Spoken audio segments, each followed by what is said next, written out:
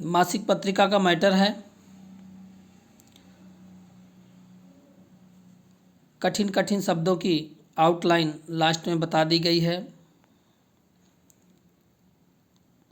Speed रहेगी 80 से 90 के बीच में। Ready, start.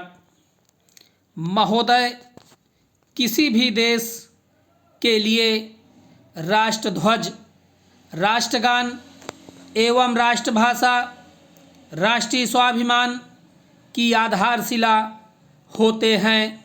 स्वाधीन भारत में राष्ट्रध्वज एवं राष्ट्रगान स्वाधीनता प्राप्त होने के दिन से ही अपना लिए गए, किंतु भारतीय भाषाओं को अपना वह स्थान जो भारतीय संविधान में अपेक्षित है समुचित रूप से अभी तक प्राप्त नहीं हुआ है।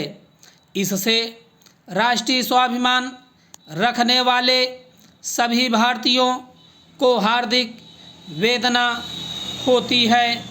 अगस्त 1942 में जब अंग्रेज़ों भारत छोड़ो की क्रांतिकारी घोषणा हुई और उसके अंतर्गत जो आंदोलन चला, उसमें यह स्पष्ट कल्पना थी कि भारत न केवल अंग्रेज़ों की राजनैतिक दासता से मुक्त हो, अपितु देश का कामकाज भारतीय भाषा में हो।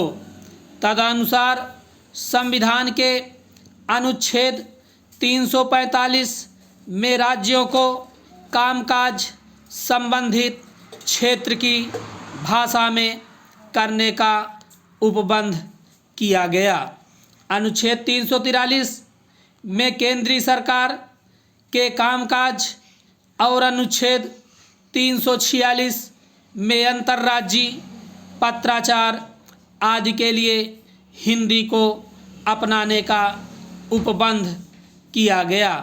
संविधान में इस प्रकार की व्यवस्था हो जाने पर हिंदी तथा अन्य भारतीय भाषाओं का उपयोग सरकारी क्षेत्रों में होना आरंभ हुआ है, किंतु पर्याप्त मात्रा में नहीं। सरकारी क्षेत्रों में अंग्रेजी का अभी बोलबाला है। औद्योगिक तथा व्यापारिक क्षेत्रों में भी अंग्रेजी का वर्चस्व है और वह बढ़ता ही जा रहा है। शिक्षा के क्षेत्र में भी भारतीय भाषाओं की काफ़ी उपेक्षा है।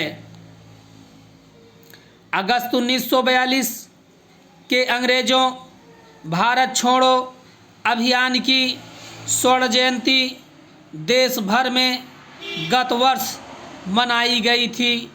उस जयंती में कुछ औपचारिक कार्यक्रम हुए, परंतु उस अभियान के पीछे जो राष्ट्रीय भावना थी वह स्वर्ण जयंती समारोह में दिखाई नहीं पड़ी। उस अभियान के दौरान तथा उसके पहले भी स्वाधीनता प्राप्ति के लिए जो लंबा संघर्ष हुआ, उसके फलस्वरूप भारत 15 अगस्त 1947 को स्वतंत्र हुआ। कुछ वर्ष बाद हम अपनी स्वतंत्रता की स्वर्ण जयंती मनाने की तैयारी करेंगे।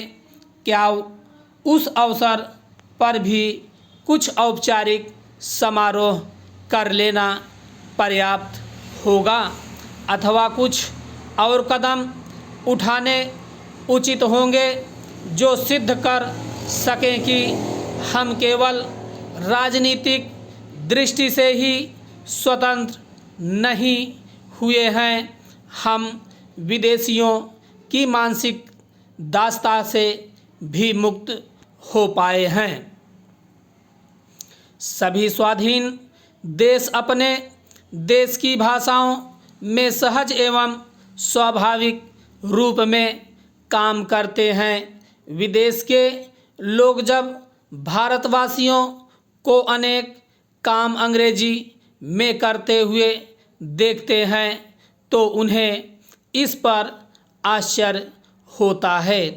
अनेक बार वे भारत के नेताओं, विद्वानों तथा सरकारी अधिकारियों से पूछ भी बैठते हैं कि क्या भारत की अपनी कोई भाषा नहीं है।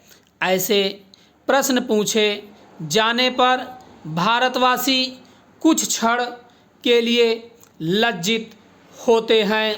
थोड़ी देर के लिए उनका राष्ट्रीय स्वाभिमान जागृत होता है। वे भारतीय भाषाओं को अपनाने की बात सोचते हैं, किंतु फिर अंग्रेजी में बोलने तथा विविध कार्य अंग्रेजी में करते रहने का क्रम जारी रखते हैं। इससे अंतर्राष्ट्रीय जगत में भारत अभी भी उपहास का पात्र बना हुआ है। भारत में ऐसे व्यक्तियों की कमी नहीं है। स्टॉप।